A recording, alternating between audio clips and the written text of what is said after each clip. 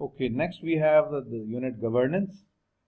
In governance, we have three subunits: governance principles, processes, roles of internal auditors in governance, the second subunit, and the last is corporate social responsibility.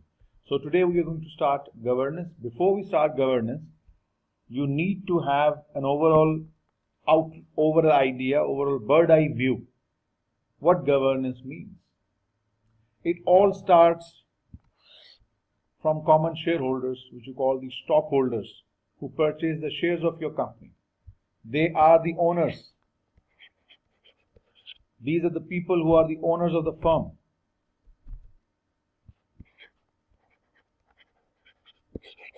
So what do these people do? They use their voting power to select some people on the board of directors.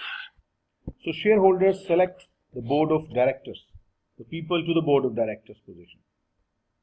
The most powerful entity within an organization, the board of directors.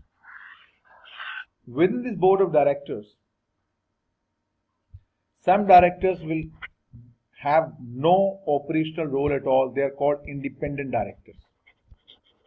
Independent directors means those with no operational roles, and using those independent directors, we form two committees: compensation committee and audit committee. Compensation committee decides who should be paid what should be the compensation of our staff members, the compensation of our chief executive officer and various senior management. Audit committee will discuss in detail, and risk committee will also discuss. So from this board of directors, we constitute three committees.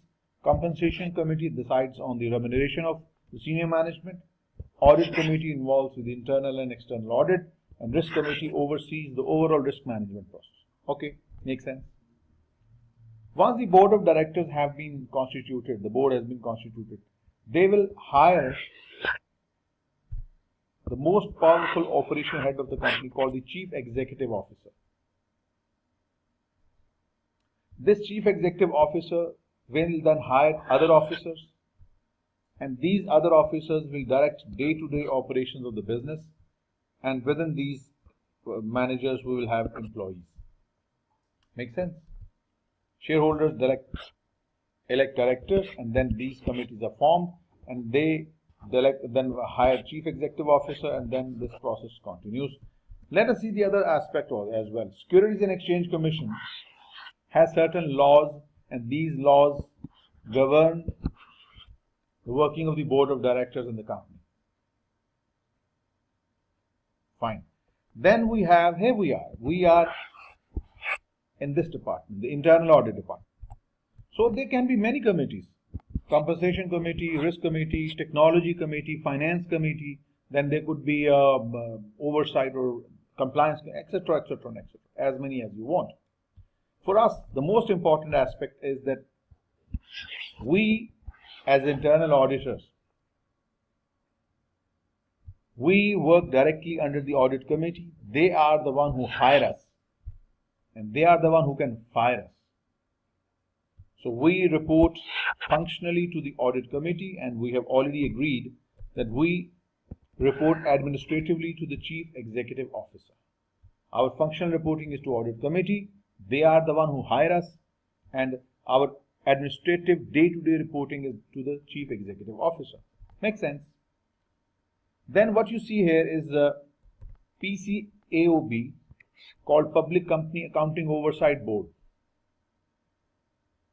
This institution or entity regulates the public accounting firm, the CPA firms in the United States.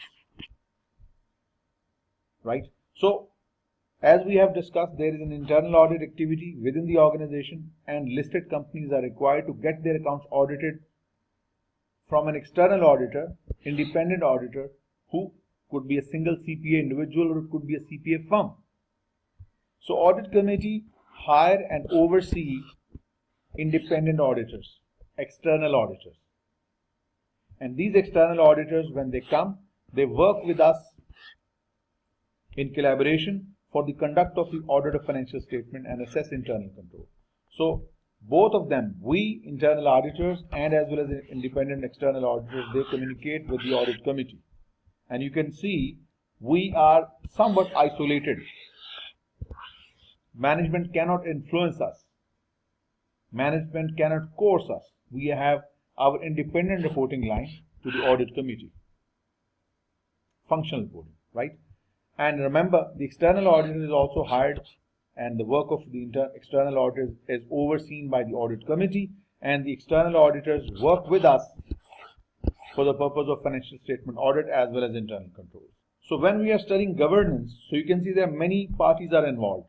Internal audit is part of governance, external audit, Securities and Exchange Commission, Public Company Accounting Oversight Board that regulates the audit firms, and then these audit firms work as independent auditors, work in collaboration with the internal auditors, and they report to the audit committee. You can see the most important aspect is that the internal and external auditors are somewhat isolated from the influence of the management. Management should not, must not influence the work of internal and external auditors. So this is the overall picture that you must keep in mind as we proceed with our theory. This should always be reminded. I will keep on coming back to this slide where the overall picture is given. So let's first define what is governance, corporate governance. Before we study corporate governance, the word governance has been driven from a Latin word governere, and it means to direct a ship. So when we say governance, it means taking the business to the selected direction. That was the goal of the company. So basically, when you say corporate governance, it means governance with regard to an organization. So what is governance? How it has been defined in the IAA Glossary, Institute of Internal Auditors Glossary of Terms. It defines corporate governance as is a combination of processes and structures. So guys, not just structure only, not this structure only. It involves certain processes also. It's a combination of processes and structures. And who will implement these processes and structure? The board of directors. So the combination of processes and structures implemented by the board of directors. To do what? To inform the organization towards achievements of its selected objectives. To direct the organization towards the achievements of its objectives. To manage the organization towards achievements of its objective. And to monitor the activities, whether are we performing our activities well, so that organization can be taken to its chosen objective. That is the most important thing. That's why an organization exists, to meet its objective. What are the objectives?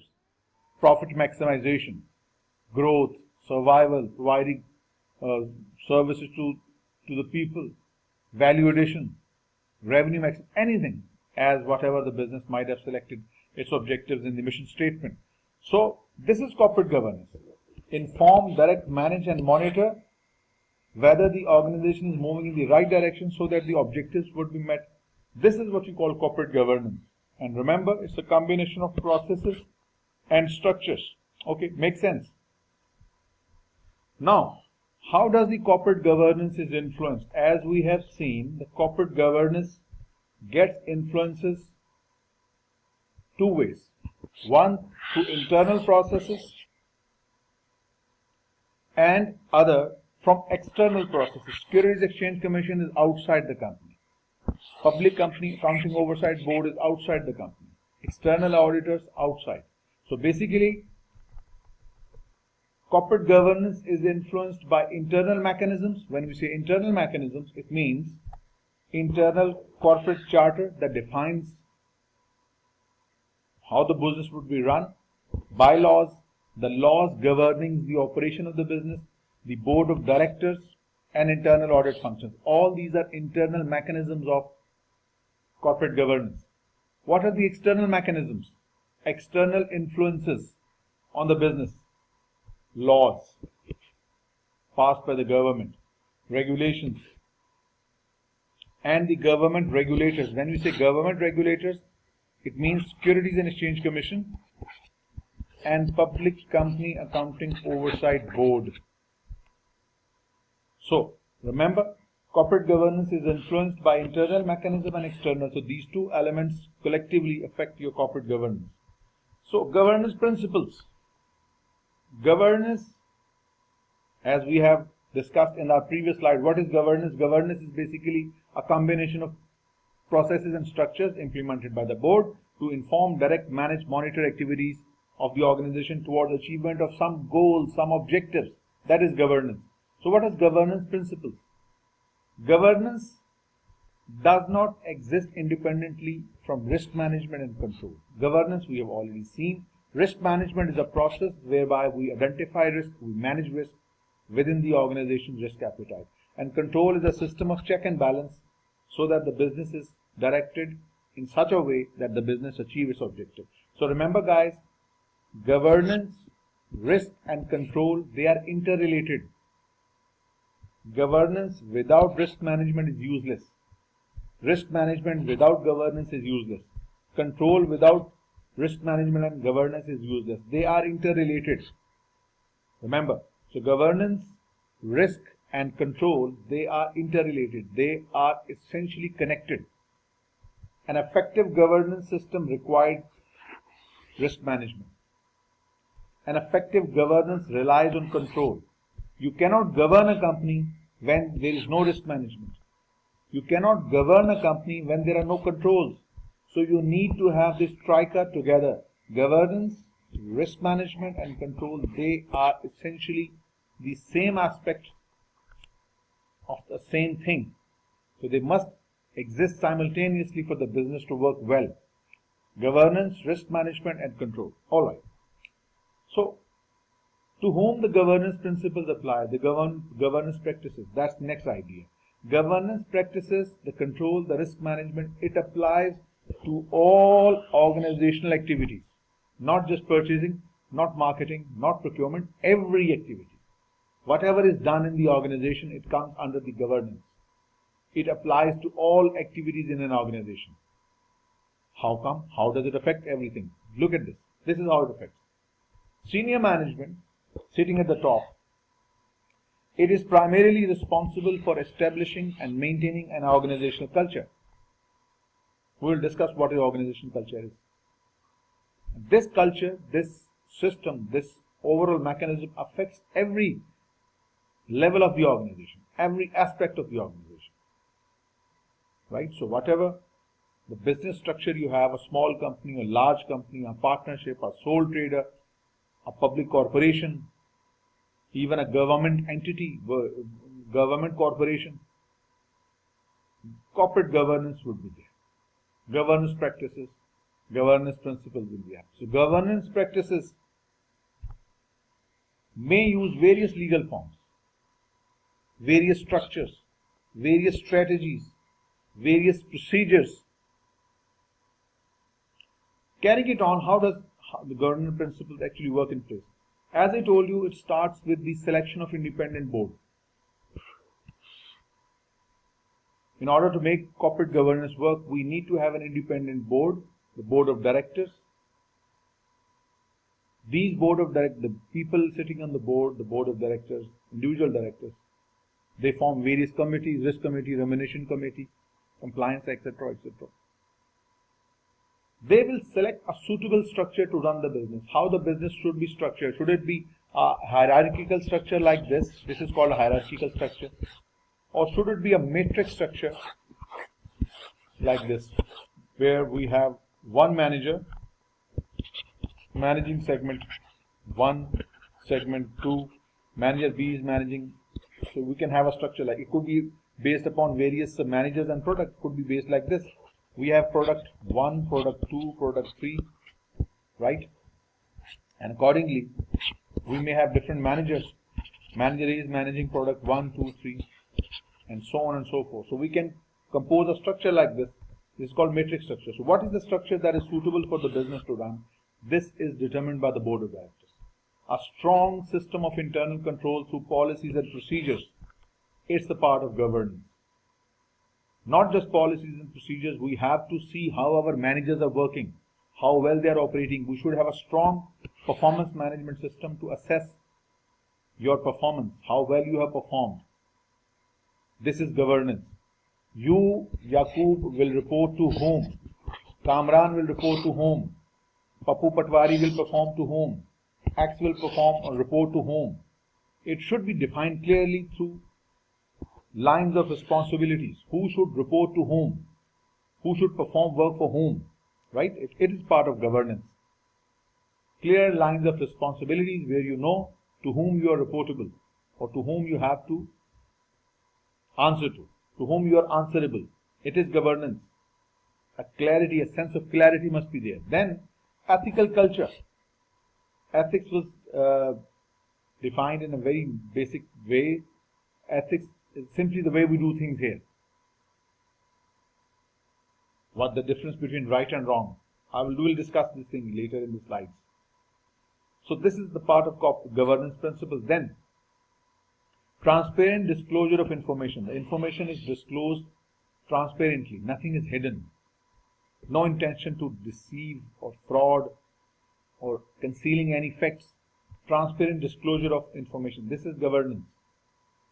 And then how well you have performed, it has to be seen with reference to some parameters, some benchmark. We'll discuss this in a minute.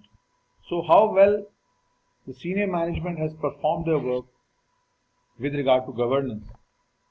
We have some national codes, some best practices, and we can use these as our benchmark, as our yardsticks. How well the governance implemented and carried on in an organization, this can be compared with certain benchmarks, certain standards. Like in the UK, we have Cadbury report, Hampel report, combined code. We also have COSO framework. So how well the governance was managed or conducted, it can be compared with a certain benchmark. That is also important. So comparison of governance in your company with some national code, some best practice. Like you people when write CIE exam, the 700 is, so you need the benchmark for CIE exam is 750, and you need to get 600 points out of 750, making it 80% in order to get through. So this 750 represents the benchmark. This what you score. Comparatively will tell you how well you have performed. So you need 600 points out of 750 to qualify each of your CIE parts. Moving on to the next part of your subunit 1. Governance processes and roles. So what we have learned yet, governance principles on which the overall system of governance is based, and it looks quite similar to your control environment, and that's why one of you said that it's control environments, and some elements are quite common. So these were the principles of governance. Now we have some processes and roles. What you will do in corporate governance, who will assume what role, right? So first, corporate governance has two major components: strategic direction and oversight. Strategic direction means in what direction do we want to take our business to, and oversight is keeping an eye whether we are moving in the right direction. So strategic direction and oversight, these are the two major components of oversight. Let us discuss strategic direction. When we say strategic direction, means where do we want to go? What exactly we want to achieve? What do we want to do? What is our business model? How we will conduct our business? Who will be our customers, suppliers, our finances? How we will run our business? What do we want to achieve? How do we respond to risk? And what are the limits to our conduct? Our limit is this: within this boundary we'll do A, B, C, D, and that's all. We won't do anything else. It has to be specifically mentioned in the corporate charter what you want to do. You have to give it in writing. We want to get a company registered. We will do A, B, C, D, E, F, and nothing more. This is called object clause. Object clause in the corporate charter defines what are the types of business you intend to do. Mostly what companies do, my experience tells me, companies include sometimes 30 to 40 different type of businesses. 1, 2, 3, blah, blah, blah, blah, blah. In the future, it is possible you might start doing A or X or Y or Z. So you can include as many businesses as you want.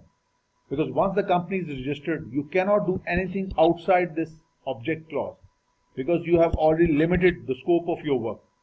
It doesn't mean you can't start a new business. You can always ask SECP to amend your corporate charter, include a new business you want to start is XX, for example.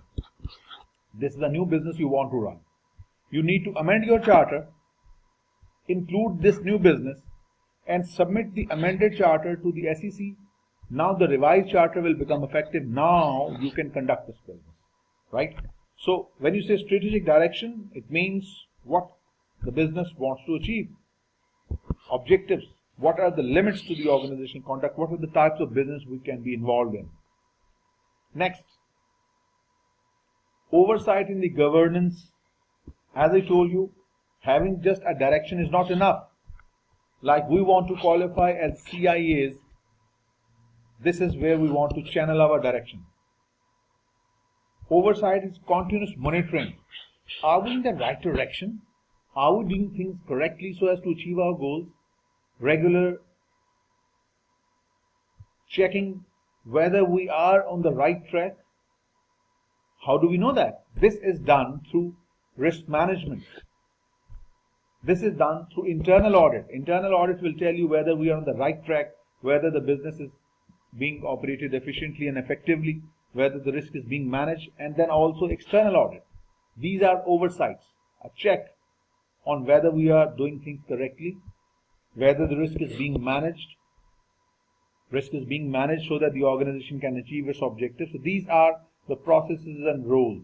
Now let's move on to the topmost hierarchy. Going back to your original slide. This original slide has this wonderful layout. Let's discuss it a bit. We are right here at the board of directors. What they do? We'll discuss each and every one. We'll discuss board of directors, we'll discuss internal audit, we'll discuss external audit, we'll discuss senior management and the operational heads of, we'll discuss them all bit by bit so that we know what is their role in the corporate governance. So starting first with the board of directors, the people who call the shots, the most powerful people in the company. The board of directors is the highest level of governing body, the people who call the shots. And they are appointed by the shareholders, stockholders. This word is stakeholder. Stakeholder is different. Let me just explain this to you. Stakeholder and stockholders, there is a difference between them. When you say stockholder, it means the shareholder, the person who has purchased the share of your company. But when you say stakeholders, it means those individuals or companies or group who have direct in what a business does. They may include shareholders, these people, yes, they are here as well. Stockholders are stakeholders, but stakeholders also include your customers, your suppliers, your employees, your management, your environment in which you are operating, regulators, etc. So stakeholder is quite a broad term. So responsibility is to identify the stakeholders. So it is the board of directors' responsibility to identify who are the people with interest in our business. It is the responsibility of the directors to manage the expectations of stakeholders. Directors must ensure that the expectations of the stakeholders, customers, suppliers, vendors, bankers, society, regulators, employees, managers, all these stakeholders' needs must be taken care of. It is the responsibility of the directors. And what else they do? They hire and remove the officers. Chief executive officer is hired by the board of directors. They decide the capital structure. Capital structure means that out of the $100 invested in business, $60 will come from the shareholders and remaining 40% will come from loans. So directors decide the capital structure, that what should be the the investment by the shareholders and how much loan should we carry on our capital. So this is what they decide, capital structure. Then change in bylaws. If you remember, I told you that the corporate charter, internal working of the company, they may be changed, and this change may be affected by the board of directors. The corporate charter may be revised. Fundamental changes, like you are managing a company X Incorporated, you may decide to sell a certain segment which is not doing well. As a director, as a board of directors, you people may decide to purchase a business Y and merge this business in your company, right? So any fundamental changes, sell, divest, acquisition, disposal, merger, this is done by the board of directors. So any fundamental change like this is to be affected by the board of directors. And then, a very important one, coordinating audit activities. When you say audit activities, it means the internal audit as well as external audit. And evaluating and managing risk. How the risk management system is working. What is the organization risk appetite? This is their job. Okay. Within the board of directors, as we have discussed, there is a risk committee. Risk committee, what is their role in the corporate governance? They identify what are the key risks and what are the risks. Risk is any unforeseen event, mind the word, any unforeseen event that might hinder the achievement of the objective. Something that restricts, something that stops you from achieving your objective is called a risk. So risk is an event or a situation that restricts you from achieving your goals. So risk committee identifies what are the risks that might stop us from achieving our objectives. Financial risk, commodity risk, interest rate risk, etc., so on and so forth. So we identify key risks that the business is facing, then we connect them to the risk management process, the risk committee. Connect them to the risk management process. What is risk management process? We'll discuss in detail in the coming chapters. Risk management is a comprehensive system that identifies and manages risk within the organization's risk appetite and risk tolerance. Risk committee then delegates the risk to the risk owners. Who are the risk owners?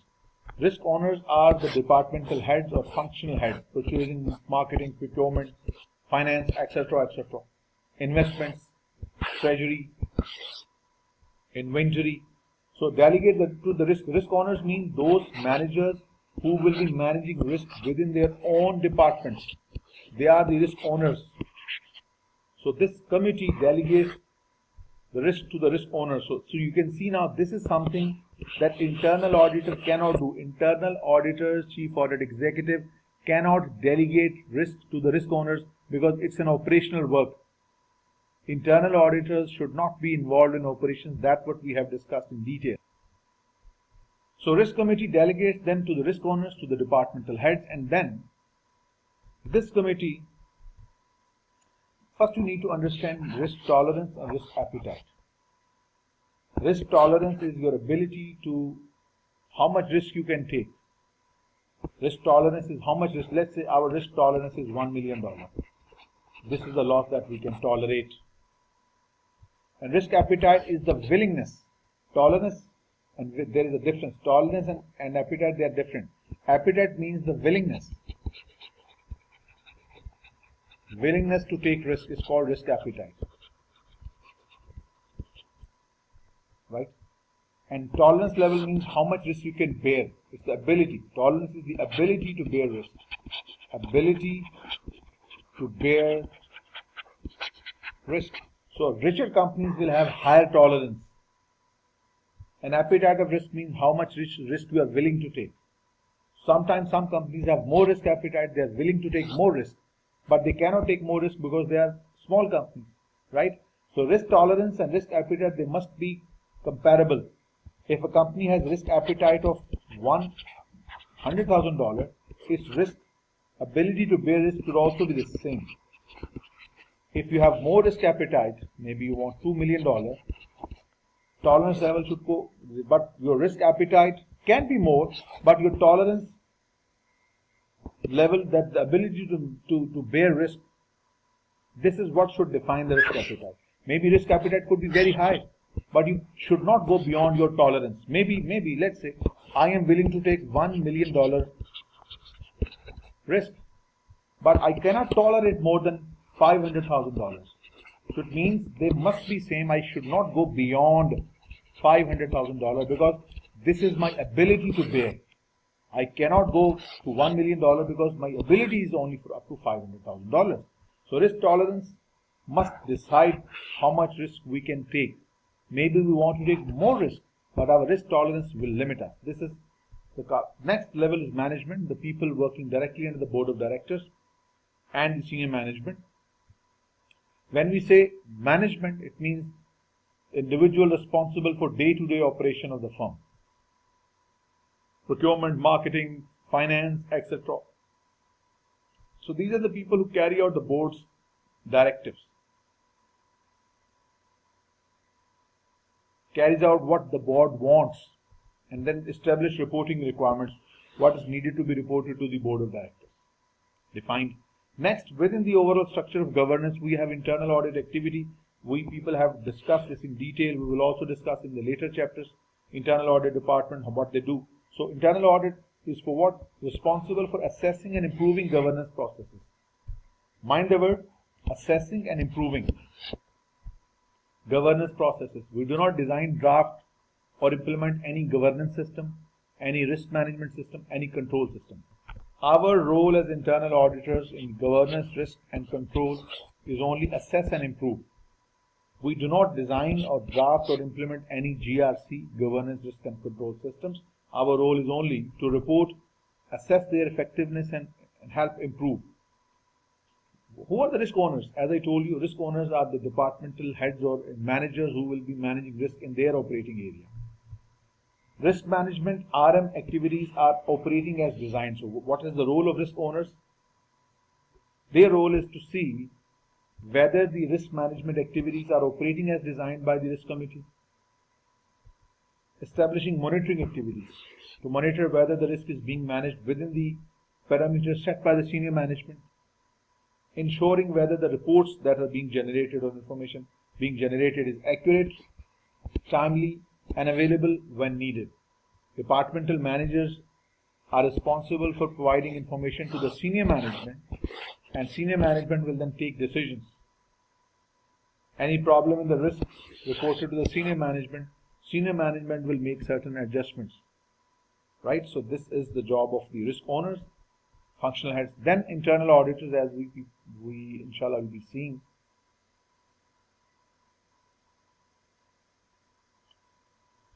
Okay, management is done. Next, internal auditors, we have unique roles in ethics. Where did we get this at? Just a minute, guys. Governance practices. We have discussed this in detail previously. Again, need to revisit. Governance practices, processes, they will be applicable to all activities within the organization. Every aspect of the organization, head office or the branch offices, production floor, warehouses, etc. Governance practices apply to all activities within the organization. These governance practices basically reflect our culture. As I told you, culture was briefly defined previously. The culture simply means the way we do things around here, how we do things in this business. This is called culture in the simplest most form. So your culture affects your control environment. Like in our subcontinent culture, especially in India, Pakistan, where we have senior most management composed of very religious people. Religion defines their actions, their behavior, and eventually such culture will affect the control environment. If you are operating in Germany, German culture, what I know, you people may disagree, but I know from my experience, German culture focuses on get the work done by hook or by crook. Legally get the work done. Many German companies are involved in unethical activities. The recent example is Volkswagen,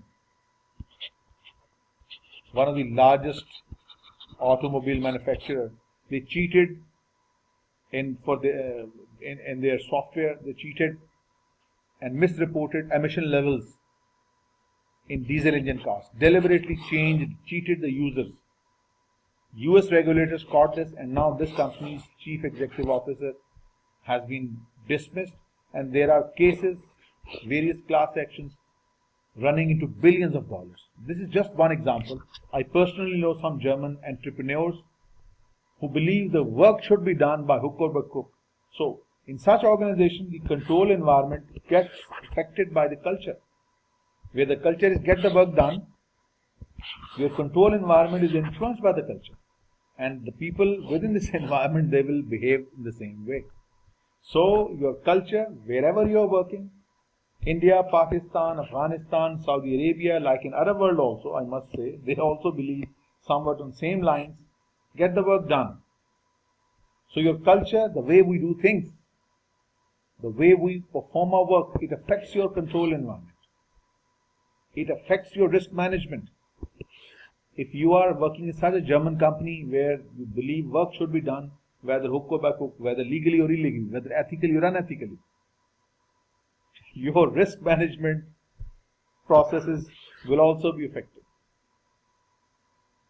Well, good or bad, it's entirely up to you, because when you say ethics, there is no wrong or right for ethics. Ethics, what you believe to be right and what you believe to be wrong, is what is ethics in your organization. I have no right to say it right or wrong. So ethics is the difference between right and wrong, and this difference between right and wrong is highly context-based, highly judgmental, depends upon the country, the race you belong to, etc., etc. So your culture affects your control environment. Your culture affects your risk management, and your culture itself is affected by your religion, by your nationality, by your race. It affects. We must agree that this somehow affects our way of thinking. The thing is that if you have ethical culture, where you care for your employees, environment, your customers, suppliers, fund providers, you do not want to cheat. So an ethical culture is crucial for GRC. When I say GRC, it's governance, risk and control. In order to control our employees in their ethical behavior, most of the companies have code of conduct. Code of conduct directs employees what they should do and what they should not do. Do's and don'ts. Code of conduct is also part of governance. They guide you what to do. So code of conduct gives in written form what is acceptable for an organization, what is not. Do's and don'ts. Mission is also part of governance system that defines why does a business exist. Mission simply can be defined. Why do we exist? Why does FTC exist? What for? Why does a business exist? For what? What is the reason for the existence of the firm? This is called mission. And of course it will affect your governance. And then, what is a vision statement? Vision statement is where do we see your business? Where a business sees itself. Where does a business see itself in the future? This is vision. So the vision of the organization, the mission, the code of conduct, they heavily influence your corporate governances. And then I have to be telling you again and again. Ultimately, when you are the leader, everything is your fault. So senior management has ultimate responsibility for promoting and setting the example of the ethical behavior. If the senior management behaves well, ethically, the subordinate will also behave well. If the senior management, like German entrepreneurs, they believe we need to do the job, legally or illegally. If this is the ethical behavior of the senior management, the subordinates will do the same thing. So it's the senior management that will have to set the example for others to follow. The last slide and this topic would be over. And then in some organizations, some larger firms, they might designate some chief ethical officer, chief ethics officer. So the point is, a company may or may not have a chief ethics officer, but what is our role as internal auditors? We internal auditors have unique roles to play. As I told you, you may ask me, sir, do we have any role to play in ethics? Absolutely. You can have zero role, you can have some role, or you can have 100% role. Yes. So what is our role? We can work as a chief ethics officer. Can a chief audit executive work as chief ethics officer? Yes, it can. Can we replace some role in the ethics, member of ethics council? Yes, we can. Or we can have a very limited role in ethics, just we assess the ethical climate. So you can see we might have 100% role, we might have just a little role, maybe 40-50%, and we may have just no role at all in the ethics office system overall. The point to remember, so our role as a chief audit executive, that we might be operating as a chief ethics officer, we might be a member to the ethics council, and we may have no role. Our role is to just assess the ethical climate. And most important thing, guys, let me tell you very clearly, you people must not forget that we are internal auditors. We must not forget that. We can be a part of audit committee, and at the same time we report to them. We can be a part of risk committee. We can be a part of compliance committee. As long as we remain independent, our job as internal auditor, the job, our independence is not compromised, we can be a part of it. But the risk is that once we become chief ethics officer and we are managing this domain of the organization, how can we report on ethics and risk when we are 100% part of this domain of the business? That's the problem. That's what it says here. That's what it says here. Right here. That our roles may result in conflict of independence. Yes, we can work as a chief ethics officer, but there is a problem of risk of independence. We might not be independent. Yes, we can work as we may be involved in compensation committee. We might be involved in ethics committee. We might be involved in risk committee. But the problem is that such roles may result in conflict of independence. We may not look independent. How can I be independent when I am the chief risk officer? How can I be independent when I am the chief ethics officer? How can I be independent when I am chief major part of the remuneration committee? So that is the reason you have to consider this aspect also, that if you over-involve yourself in some part of the organization, your independence might be compromised. Exactly in the same way, how can a chief audit executive work as a CFO or help him in doing his work? Then how can he check his own work? His independence would be compromised. So you must remember, we can play many roles, but we must not let our independence be compromised. So whatever your role is, guys, whether you are chief ethics officer or you are a member or you are just assessor, your role nonetheless is to evaluate the effectiveness of the code, how well the code of ethics is working, how well the confidential reporting system, which you call the whistleblowing framework, how well it is working. Personnel practices, your employees, how are they being hired? Just I was telling you guys that reference and background checks, whenever an employee is hired, you need to see from where he's coming, what was his behavior, why was he dismissed from the previous job. Background checks are important in order to hire ethical employees. So guys, that completes your governance principles, and inshallah we'll be continuing the next area with questions tomorrow.